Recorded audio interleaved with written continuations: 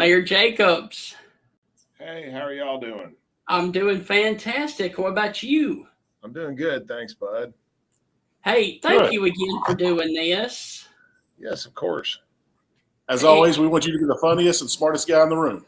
Oh, well, good luck with that, but thanks. If it's okay with y'all, I know y'all talked about like the Iron Comic Con. Yes. I can get in trouble if I'm promoting my own commercial endeavors.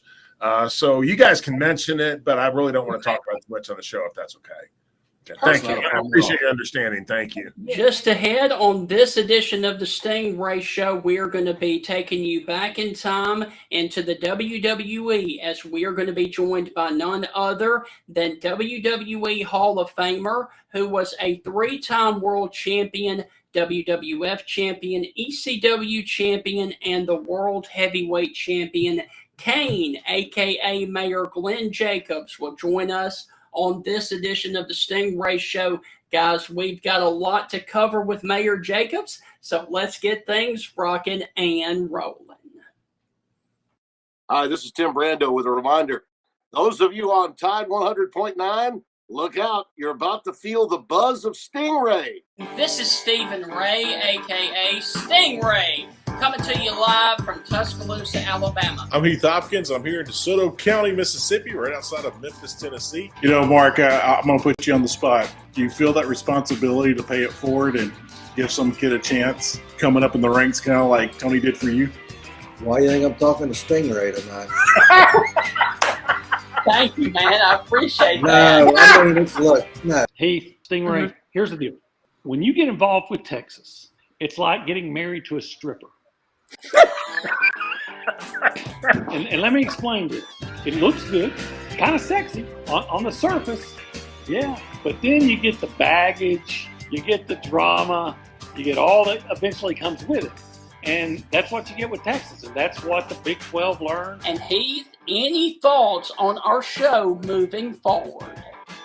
Hey, to everyone in Tuscaloosa listening here on Tide 100.9. With the Stingray Show, if you don't like it, you better learn to love it because it's the best show going today, baby.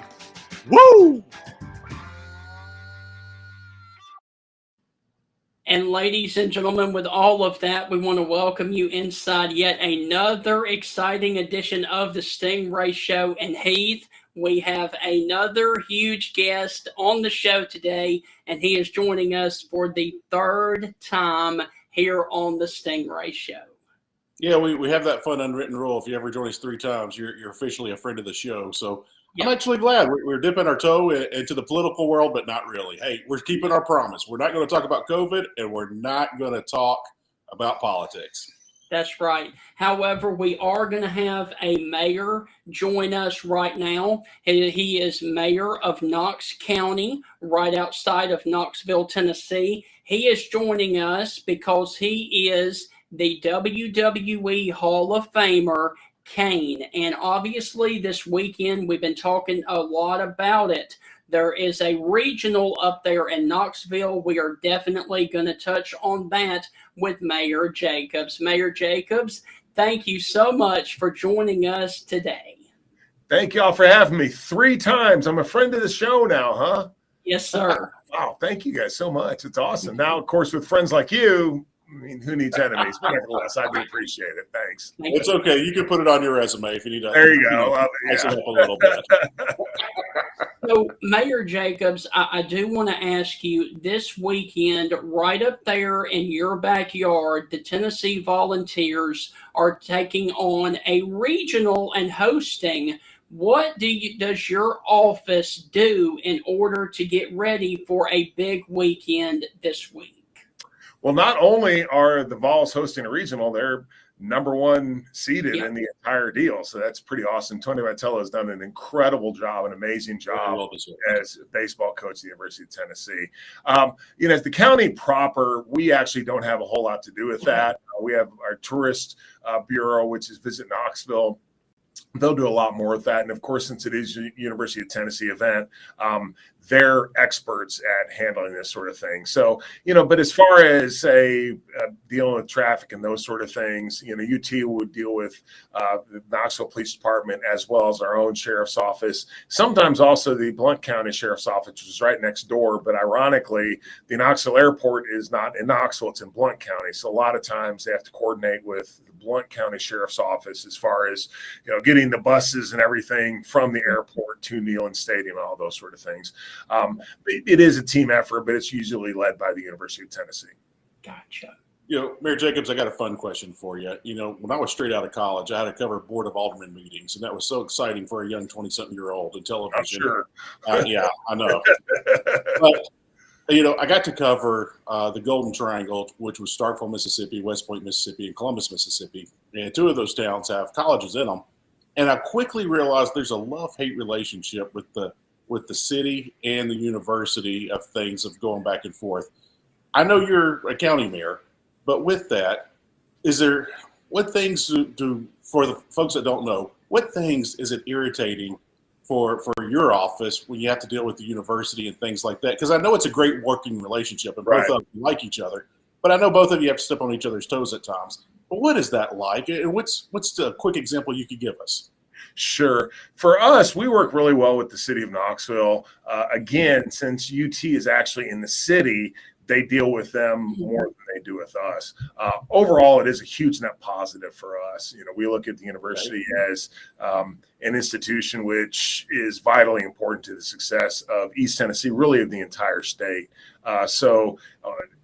It is a net positive, but you do have the little things like we just talked about traffic when they have baseball, football games. I mean, during football season on Saturdays in October, the population of Knox County will increase significantly. We're about 500,000 people, but 100,000 folks will be at Neyland Stadium. So stuff like that. And it's just things that we have to coordinate on for the most part, but we do a very good job of that. And again, just things like, if you're arrested at all in Knox County, please don't ever do that. But if you are, even if you're arrested at the University of Tennessee by the University of Tennessee Police, you'll be booked at the Knox County Sheriff's Office. So we do have some interaction, but I think that all of us work very well together. And again, just overall, having UT, the state's land-grant university here in Knoxville, is just a huge benefit for us. So, Mayor Jacobs, I do want to touch base on something else, and it involves when you were in the WWE as Kane. We are in the heart of baseball season, and oddly enough, you had a feud that went on for many years with the beloved Pete Rose. Whoa, beloved. Now, hold on a second. I was a baseball Cardinals fan. Right. So, I don't know if I would consider Pete Rose beloved or not, but please carry on. Please explain to us how that whole story idea came about and what it was like tombstoning him the first time at WrestleMania 14. Really, I don't know whose idea that was. It wasn't mine. In fact, we just kind of heard about it. I remember Paul Bear and I were talking about it the day of the WrestleMania match against Undertaker. So that was WrestleMania 14 in Boston, Massachusetts. Pete Rose was the guest ring announcer for the match between Undertaker and Kane. He goes out, and I'm telling you, if Pete hadn't been, should be in the Hall of Fame as a baseball player, but if he'd have pursued a career in professional wrestling, he'd have been an amazing heel, an amazing bad guy, because he was just so good. So he goes out and he basically, as we say in the business, cuts a promo about, he said that he left tickets for Billy Buckner. And everyone remembers, at least if you're my age, how Billy Buckner was a great player, but he was a little injured in the World Series against the Mets. And I think it was Mookie Blaylock hit a ball down the first base line, and literally Billy just didn't. He let it go through his legs, and the Mets go on and win the World Series, and it was just awful for everybody, including Cardinals fans. But nevertheless, so Pete says he left tickets for Billy Buckner, but he couldn't bend over to pick him up. And the whole crowd just booed him out of the building. And that was what Paul was worried about. He's like, Kane's the heel, the bad guy. And I come out and I deliver a tombstone to Pete Rose, and the whole place went nuts because he just insulted one of their hometown heroes. So I don't really know where it came from, but as far as entertainment value, it was amazing. And we had that first time at WrestleMania 14 in Boston, came back again in Philadelphia the next year. Then again, I think in Philadelphia, he was wearing the San Diego Chicken outfit. Then the next year came out again at WrestleMania in Anaheim. Then along the way, we also did a couple other things. We did a commercial for one of the pay-per-views. And I'm telling you, if Pete hadn't been a baseball player, man, he'd have been a tremendous professional wrestler. Well, hold that thought, because we were up against our first break, and when we come back, we are going to continue the interview with Kane. That's on the other side of the break. You're listening to the Stingray Show. We will be right. Welcome back inside the Stingray Show. Hope all is well with you. Our guest this evening is WWE Hall of Famer Kane, a.k.a. Mayor Glenn Jacobs. And Kane, I do want to ask you, longtime WWE wrestler and commentator Jerry the King Lawler just retired from the WWE. If you would, please talk about the impact that Jerry Lawler had on professional wrestling. Jerry had huge impact on professional wrestling. He was a big star in the Southeast, in the Memphis region. And then the Andy Kaufman deal took place. And that really propelled Jerry from being a regional star and really made him global. I mean, he became one of the biggest names in all professional wrestling. So had a big impact both as a performer and as a promoter in Memphis with the United States Wrestling Association, USWA. Then, of course, went on and was Jim Ross's color commentary. They had the most well-known broadcast team during the Attitude Era, so it had a huge impact there as well. For me personally, Jerry helped me out a lot during my early career, and I have finally forgiven him for making me dress up as a Christmas tree after all these years. But things turned out pretty okay for me as well. But I seriously, I owe a lot to Jerry as well for how much he helped me in my early career. Mayor Jacobs, I was born in Memphis. I grew up outside of Memphis. And, of course, Jerry Lawler is the most beloved figure here. You go to these big cities and you go to Chicago, Michael Jordan's the most beloved sports figure. You go to, here, there, Louisville, and it's Muhammad Ali. But in Memphis, by far, it's not even close. It's Jerry Lawler. He is so well loved here. With that being said, what is a funny story you can tell us about Jerry outside the ring? Just, it could be anything. It could be in the car ride. It could be at the airport. It could be at anything. But what's something funny you can share with us about Jerry? Well, actually, following up on what you just said, I will never forget. We had a show at the Pyramid in Memphis. Oh, yeah. It's the Bass Pro Shop now. But yeah. Of course, the Bass Pro Shop back when it was the big arena there in Memphis. So this is like late 1997, early 1998. I had just come on as Kane. And this show was stacked. I mean, it had everybody. Undertaker's on the card. Shawn Michaels. I was at this show. Please go on. I'm sorry. Okay, right. Yeah. Shawn Michaels was there. Stone Cold Steve Austin. Just everybody. The biggest reaction of the night was Jerry the King Lawler. I mean, even after all those years, it was still, when Jerry came out, literally the roof blew off of the Pyramid. So again, and this was after his prime as a performer, and really before kind of the whole commentary deal had taken off. This was in the early days of the Attitude Era. So to see that just really, I never forget Al Snow was there. Al and I friends for a long time. And I was like, that's when you're over, is when you walk out and you're with all the big names now, but you're still the most well-known guy. As far as a specific thing, a specific story, funny thing about Jerry is he's so smart and he's so witty, right? And there was just so many times that backstage there would just be someone to say something and Jerry would just have the ultimate comeback. And I'll never forget too that he had a heart attack on air, and we were in Montreal. And ironically, the match was me and Daniel Bryan. We had a tag team match, and I look over and I didn't know quite what was wrong with Jerry. And then, of course, afterwards, I found out that he had a heart attack. It was very serious. Thankfully, everything turned out okay. But I thought to myself, I'm like, man, Jerry, I've had a lot of bad matches that you've seen. I can't believe this is one that finally drove you over the edge. But nevertheless, thankfully, everything turned out okay. Wow. So, Mayor Jacobs, obviously we are right here in Alabama. Do you happen to have a memorable moment or a memorable match that happened in the state of Alabama that you could share with us? I try not to remember anything that's ever happened in Alabama, guys. I'm a UT guy, you know that. Yes. Actually, Chris Jericho and I had a last man standing match in Birmingham. It was the same night that they had a big, it was a big Hell in a Cell. It was like an 8-man Hell in a Cell. That was the one where Undertaker had the line, "I'll make you famous," and he choke slammed Rikishi off of the top of the Hell in the Cell, right? But I was really happy with that match with Chris. It was a good match, told a great story. Unfortunately, it was really overshadowed by the Hell in the Cell match. But of course you have Birmingham. We used to go to Dothan too. And Dothan was where Continental Wrestling Association, that was kind of their headquarters. They would do, that was their main spot. They would do their television tapings out of there. So it was kind of cool to be in Dothan in this smaller venue, but it was neat to think about all the history that had occurred in Dothan, Alabama when it came to professional wrestling. Yes. Wow. We were talking about the regional earlier. We've mentioned when you were on the show before about your football playing days and things.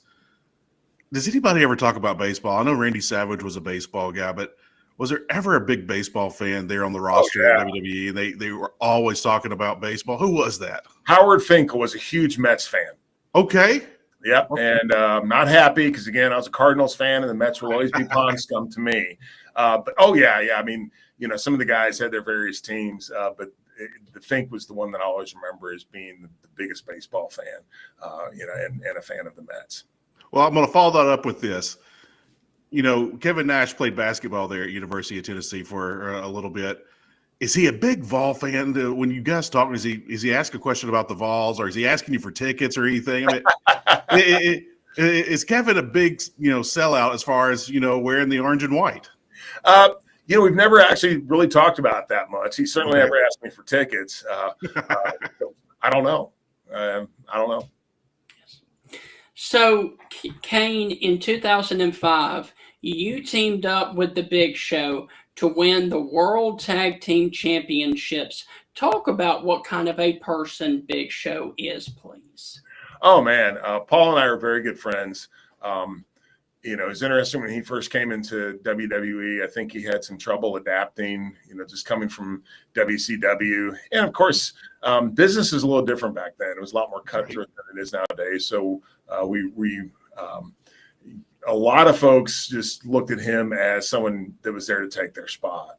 But, when I saw him, I was like, good Lord, this guy's so big. He's so talented. And what an addition to our roster. And he proved that over the years. He's he's a friend of mine on a personal level, but on a professional level, I never met Andre the Giant. Just like everyone else, it's legendary to watch him. Mm-hmm. But when you see Paul and the athleticism, especially at his size, and I really don't like the term he's a good athlete for his size. That cat's a good athlete for any size. But the strength, really the agility and the speed, let me put it this way. When you're in the ring with him and he's that big, that strong, and that fast, TV does not do him justice. Wow. I'm a big, strong guy, and he would grab me, and I'm like, I'm glad he likes me because there's nothing I can do about what's about to happen to me. I'll follow it up with this question, and this is from one of our listeners, Billy Cook, and you might have just answered it. who was the toughest opponent physically to work with? Oh, I mean, for me, it was always, I always enjoyed working with the smaller guys because it was a built-in story. It's David versus Goliath. It was Right. It was more of a challenge with the bigger guys because I was used to being the guy that threw everyone around, and I wasn't used to being the person that got thrown around a whole lot. So that just that added a challenge, I guess, is the way to put it. So Paul was like that. Obviously he's going to throw me around because he's so big. Mark Henry was another one. I don't mean tough as in they were difficult. It was just different because these guys were like superhuman, right? And Mark was another guy. I mean, just so incredibly strong. Goldberg was another one. He was just super explosive. Brock Lesnar was like that. Brock is the greatest athlete that I have ever seen as far as someone who combines size, speed, explosiveness, power. I mean, dude's just off the charts. Wow. So just people like that were a challenge because, it wasn't the cookie cutter kind of thing that I could do with everybody else where, this is how we do a match. With them, you had to really think outside the box of how I could maintain the integrity of Kane, being a big, strong guy myself, but at the same time also acknowledge that, that those guys were just, again, they're almost superhuman in what they could do. So, Kane, hold that thought because we are up against another break. And when we come back, we're going to touch on your 2010 Money in the Bank ladder match win. That's on the other side of the break. You're listening to the Stingray Show. We will be right. Welcome back inside the Stingray Show. Our guest this evening is Kane, a.k.a. Mayor Glenn Jacobs. And, guys, I've got to tell you right now, and it has nothing to do with Kane being on the show, but I will have to tell you one of my all-time favorite entrances was when you were the unmasked Kane and came out and all four of the ring posts caught fire when you would do your pyro thing. So I've got to ask you, whose idea was that and how did that all come about? It was Undertaker's idea, and Okay. it started when Kane debuted in St. Louis, October of 1997, at the Bad Blood pay-per-view, Hell in a Cell with Undertaker versus Shawn Michaels. And, we were trying to think of, okay, so you have this pyro effect, but what's the cue and how do you make it dramatic? And it was Mark's idea that, Kane is the opposite of the Undertaker. So the Undertaker would bring the lights, and at the time also had a concussion when he would bring his arms up. And so Mark's like, well, Kane should throw his arms down. And that's where that whole thing started. Production-wise, what is that officially called? I don't know. It's just a pyro cue, Okay. called it. But you would have to coordinate sometimes because occasionally we did it during a match or also just throughout a storyline. So you had to coordinate to make sure, that you had the right cue for the pyro people to do their magic. And obviously when you're working, it's really hot. Okay. I mean, seriously. Yeah. I bet. Yeah, the flame projectors on the ring post, all of it, the flame projectors on the ring post, people still tell me that they remember being there when I came out whenever. And they're like, man, that was hot, and that's, if you can feel out in the audience, imagine what it's like in the ring. So one of the things is safety. We would sometimes have a bunch of people in the ring and I would do the pyro cue and we just had to kind of make sure that everybody was away from the corners so no one got burnt. And those sort of things, so there was a lot of coordination. It wasn't like I had to just go out and do that and expect all of a sudden that the ring posts were going to explode. So, Kane, I do want to ask you, you had two personas. One of them was the masked Kane. The other one we just talked about was unmasked. Which one did you prefer and enjoy playing more? The masked Kane. Okay. I mean, just all the mystique. And, when I think of Kane, I think of that original incarnation, the full face mask, the costume with one arm, and all those sort of things. That's just what pops into my mind's eye. I think that character had the most mystique and the most mystery. It did, felt like it ran its course, and that's why we ended up taking the mask off. But nevertheless, I think that's the most iconic look. Gotcha. The last time you joined us, Mayor Jacobs, I asked you the question of what was the most fun you ever had, during your career. And I was so shocked, and I was happy to hear it because I do remember watching this. It was Team Hell Yes. You gave me the answer, Daniel Bryan and everything. With that, who was your favorite tag team partner other than Daniel Bryan? That's really hard to answer because I had a lot of them. Obviously Undertaker, just for various reasons. But I think that as much as people wanted to see us fight, in the end, they wanted to see the brothers get together, right? And destroy everyone else.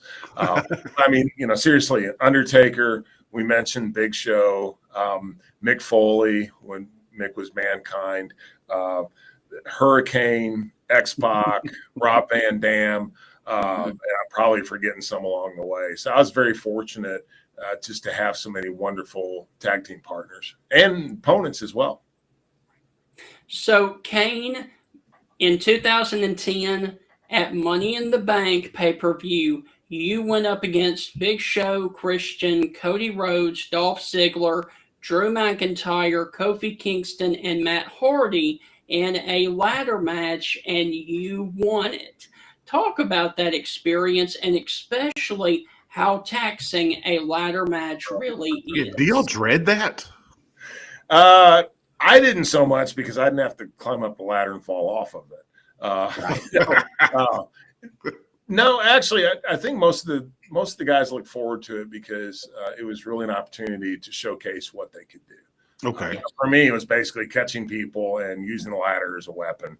That's what I did. Thankfully, I didn't have to climb up it and fall off it a whole bunch.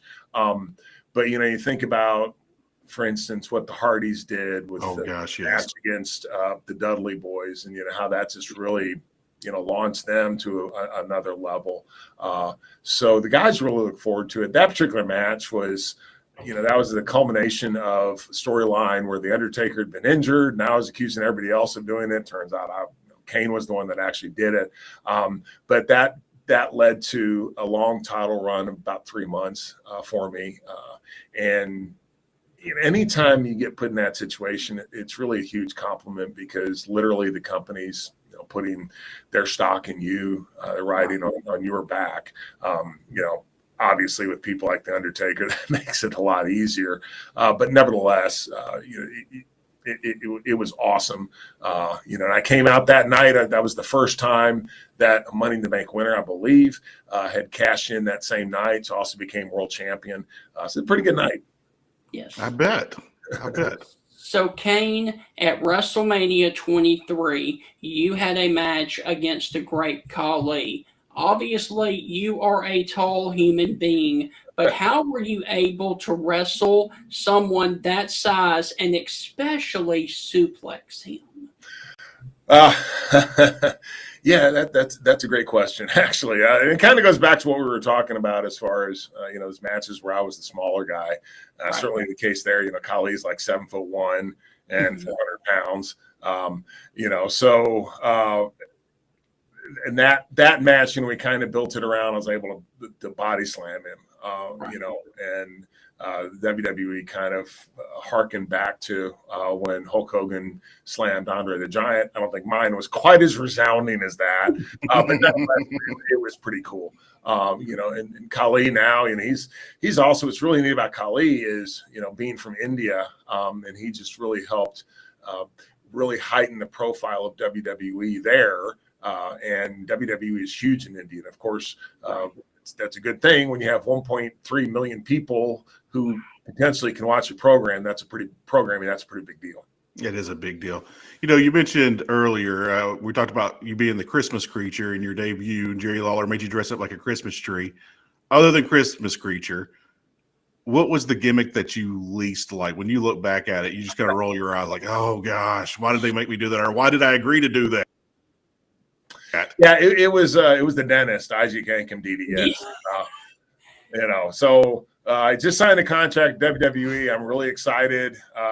They fly me to New York to meet with Vince, and I'll never forget this. He asked me, Glenn, have you ever been afraid to go to the dentist? And I thought he's just playing mind games. I was like, no. And then he's like, well, I've always had this idea for a character, a wrestling dentist, Isaac Yankem. Get it? I yank him. And then he starts laughing and all that. And I had to have a poker face because, this is the most powerful man in the wrestling industry. But in my mind, I'm thinking, dude, you flew me all the way up here from Knoxville, Tennessee to tell me that I'm going to be a wrestling dentist. What in the world? And it was just not something I could sink my teeth into, pun intended. Right. But it was just, for me, and now I do believe that the company was doing everything they could. Of course, you have to understand the era that we were in. This was when you had like TL Hopper and the Goon and all these different really kind of cartoonish characters. And that's just where the company was at that point. But that wasn't me. And that's so much of the beauty of the wrestling business is you have to be able to make the character work. You can have the greatest character, but it doesn't matter if it's not you. You think about a guy like Stone Cold Steve Austin, and I don't even think that Austin was, it wasn't like in the plans that he was supposed to have been the standard bearer for the company, but he just took off. And the only person that could have done that was Steve. It wouldn't have worked for anybody else. So again, that's really the beauty of the industry on either side. Sometimes these characters that just aren't you and you can't make them work. And then other times you get these characters that are iconic and you're the only person that can do it. Mm-hmm. So, Mayor Jacobs, hold that thought because we were up against our final break. And when we come back, we are going to finish up this interview because I know that you are pressed for time. That's on the other side of the break. You're listening to the Stingray Show. We will be back with Kane, a.k.a. Mayor Glenn. Welcome back inside of our final segment right here on the Stingray Show. Our guest this evening is Kane, a.k.a. Mayor Glenn Jacobs, who is joining us for the third time as he is now a friend of the show. And Kane, in 2011, you returned from an injury to feud with John Cena, claiming that you wanted Cena to embrace the hate rather than rise above the hate. Whose idea was that for that feud, and what was it like feuding with John Cena? Well, again, that was the creative team that came up with that. It was kind of like John's such a pure good guy, and here Kane was trying to corrupt him. That was really what that was all about. Cena's a tremendous performer, and I don't think he gets the credit that's due him. He's on my Mount Rushmore professional wrestling for WWE. Because if you think about it, for years, he was the face of WWE. Yeah, he was. So, we often don't place him in that same category as Hogan, Austin, and The Rock, but he deserves to be there, because it was literally his company for about a decade or so. And John is also, he did a lot as far as when it came to helping other people. He did with me. He was the guy, so he didn't have to make me look as good as he did all the time. But he understood that in order to be a great champion and a great good guy, you had to have a credible bad guy. And he's just a smart guy, smart business guy, and great entertainer. And all that stuff you see about him, like with the Make-A-Wish stuff, all that is all true. John's just a good guy. I always hate the Mount Rushmore question because I think it's unoriginal. They didn't come up with anything, but you brought it up. Who's your Mount Rushmore for WWE? You mentioned one, so we got three more to go. You mentioned John Cena. It would be Hogan. Actually, it'd be Hogan, Flair, and Austin. And then Cena as well. That does not mean that obviously we can argue about who's the greatest ever, who's the best and all that. And that's very difficult. So many, I'm leaving off Undertaker, I'm leaving off Triple H, Bret Hart, Shawn Michaels, all these, Bruno Sammartino, all these tremendous performers. These are just the people that I think during that particular era had the biggest impact on the business and were kind of the face of WWE, or in Flair's case, the face of NWA. Right. Mm-hmm.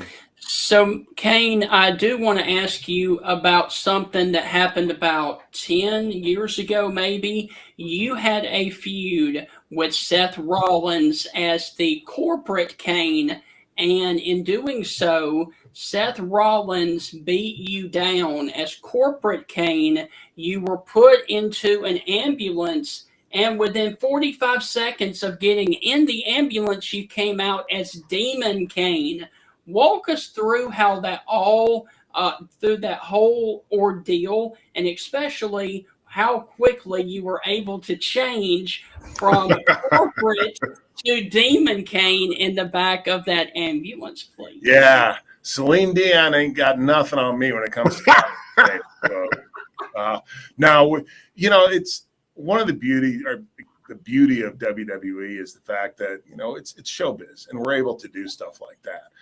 In that case, I don't want to get into specifics of how we did it, but that happened real time.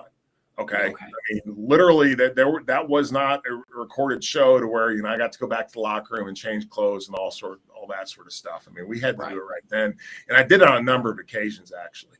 I'll never forget when we did the first Inferno match with Undertaker and me in Greensboro in 1998, and I'm working with the special effects people, with the stunt people, and we're talking about doing this burn where my arm's going to get caught on fire, and they were like, okay, blah blah blah, and then we're like, well, no, this is how we have to do it. And they're like, wait a second, you're going to do this real time? And I'm like, yeah. And they were stunned because they're like, if this was Hollywood, it would take us literally weeks to do this, but we're able to do it safely, and I think in a way that the audience, was credible for the audience. And again, that's just one of the beauties of WWE. I remember Chris Jericho would call us entertainment boot camp because you have to do all these different things. And again, it wasn't like the movies, and I've done some movies, so I have a lot of respect for actors and what they do. But everything that we did was real time, usually one take. And if you can do that, I mean, you can pretty much, you can do anything in the entertainment world. Wow. I've got to ask this question because I've always kind of wondered, just a few months ago, well, now a little over a month ago, we had WrestleMania. The final storyline, how far ahead do the guys know and prepare for that moment and get ready for it? I mean, they figured out the week of, they work on it for 6 months. Is it a year out? They found out the day of. I mean, how long is the storyline where they know? And I know it differs for all the matches, but for the main event speaking, when do they know and when do they figure it out? Yeah, that's a great question. And yes, it varies tremendously just because of the different dynamics involved. Mm-hmm. And sometimes you'll know well ahead of time. Other times you literally don't know until the day of, and then sometimes it changes. And then, of course, you have things like injuries that come along, right? And that sort of thing. So it seriously, optimally, I think everyone would like to know well in advance, just so right now, like when Undertaker and I, when we had our original rivalry back in 97 into 98, culminating in WrestleMania 14, man, we knew through that entire 6-7 months where this was going to go. Okay. That was probably actually the exception to the rule. Generally what would happen is, for the top matches, probably a couple months out, they'd kind of start putting the pieces into place. Mm-hmm. But so many times it's just like, first of all, is this going to resonate with the crowd? Okay. Gotcha. Ultimately that's the main decision. Right. Or does someone get hurt? Does someone else come along? All these different things, like with, the Cody, Roman and The Rock thing. How are the people going to react to The Rock? Or is he still going to be, the big baby face? Or is he going to be the bully, kind of like he was there, right? Mm-hmm. So it's really, there's so many different factors. And again, that's the beauty of the whole thing is, it's a lot more organic, I think, than other forms of entertainment because the creative team has to understand where the audience is, right? And trying to get the reaction that they want. And it's not always what the audience wants. Sometimes people are like, why'd they do that? Well, because they're there's a big swerve, and this is the way they're going. But nevertheless, in the end, you want to get the most bang for your buck, and it's just hard to tell. In Cody's case, if you had to guess, how long did you think they knew about that? Did they build that storyline for 2 years, or do they just? I seriously, I don't know. And then, of course, you throw The Rock in there, and he's such a massive personality that's shifted the whole thing around, right? And I'm sure that a lot of folks probably like, The Rock comes back, and people are going to love him, and instead they're like, well, poor Cody's just trying to do the best he can, and all of a sudden he got The Rock stepping on him, and all of a sudden, Cody reminded me a lot of what happened with Daniel Bryan. Where people just gravitated to him because they felt like the establishment was trying to keep him down. So I don't know, but I do suspect that, like with The Rock, they caught a lot. They caught a lot of grief for that too. Why are you bringing The Rock back to do this? Well, because that's where that's where the money is, right? That's where you get the most bang for your buck. But then how do you execute that correctly? And I think they did do that, right? But then along the way, obviously, they're also going to be second guessing themselves, like, oh, we don't know if this is the right thing to do because people are complaining about this. They're going to shut off the TV and all that. So how do you get where you want to go? How do you make that happen? And that's something that I think until you're actually there, you can't figure that out. So, Kane, I do want to ask you, one of your most iconic moments was there was a battle royal, and Shaq and the Big Show had a stare down, and you came in and kind of broke it up. Talk about that whole situation there and what it was like to share the ring with Shaquille O'Neal. Shaq's a big fan of you because I remember you telling that on the show earlier when we had you on earlier. Yeah. That was amazing. I'm a big fan of his too, right? It was pretty cool. We were backstage and we were talking about this whole thing, and I wasn't wearing my stuff, so I'm kind of hanging out, talking with Shaq a little bit. He didn't know who I was. And then someone said, when Glenn's out there, he'd be wearing a mask and all this stuff. And Shaq's like, oh, my God, you're Kane? And he literally gives me a bear hug and picks me up off the ground. And I'm like, that's great. Put me down, brother. But in any case, it was just really cool. And as you said, it's one of those iconic moments. It's where you get to be involved with something like that. And with Shaquille O'Neal, he is a cross media superstar, right? So it's just kind of involved with that. So, Mayor Jacobs, my final question for you is this: what is next for Mayor Jacobs, aka Kane? Have you thought about running for potentially governor of Tennessee? At this point, I don't know. From a kind of a practical perspective, everything changes in November with the presidential election. That's just the way it is. I think the entire political landscape changes across the country and certainly here in Tennessee. At the same time, when I thought about running for mayor, it was really, do I belong in that role? Is my skill set applicable for what Knox County needs? And it's the same with anything else that I do. And you also have to consider, your family. For years, the plan was that I would retire from wrestling. I get to spend a lot of time with my wife.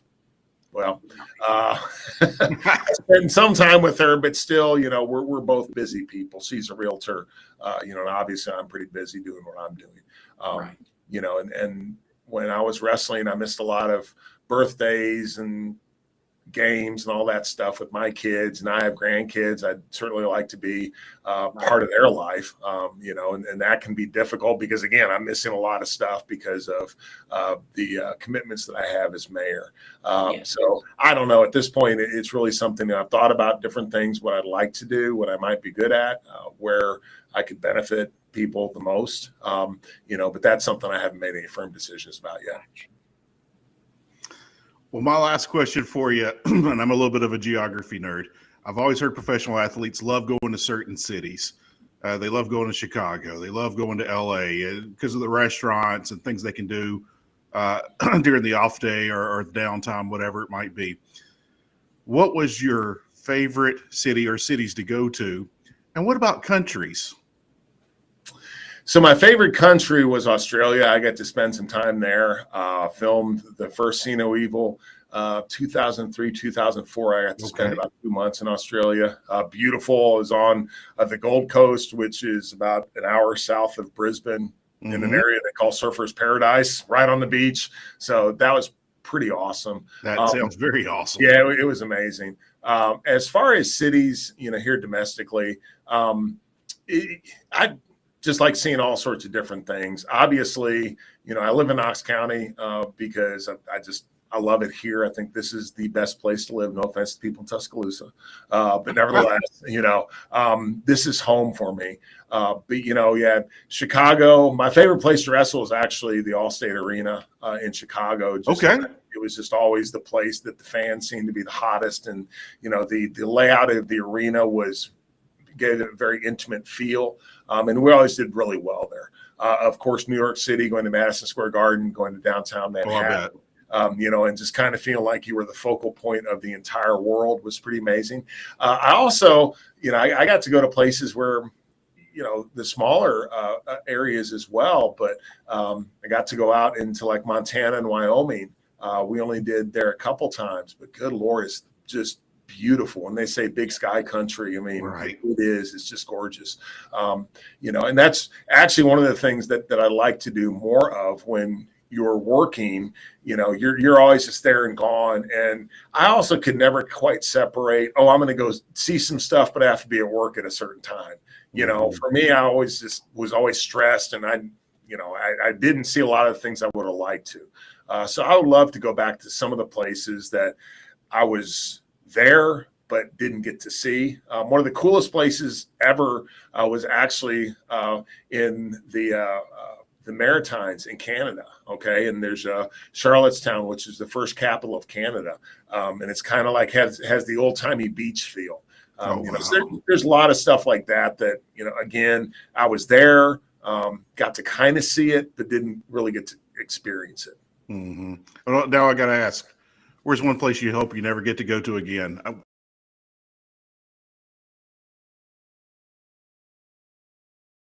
Besides Alabama.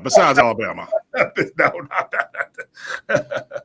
Oh gosh. The one thing I would never hope would happen again is we're in Europe when a volcano explodes in Iceland, and then we're stuck there and trying to figure out how to get home and have no idea when you're going to be able to make it. Made for a great travel story, but not something I'd ever want to live through again. Wow, I bet. So, Mayor Jacobs, look, I know that you are a very busy man being the mayor, because I follow you on social media. You do a wonderful job up there in Knox County, and we really do want to thank you for taking time to join us. And if you would, any final words, the floor is yours. Go ahead. Well, you asked me earlier about my fondest memories of being in Alabama, and I completely forgot. This sometimes happens when he kind of gets put on the spot with the question. But, Paul Bear was a native from Mobile, Alabama. Yes. And one of the coolest things ever was after Paul had retired from in the ring, being active in the ring, we had a show in Mobile, and Undertaker, me, and Paul all got to go out to the ring and kind of have that moment to where, we were a family. It's the only time we'd ever done it. And it was really cool.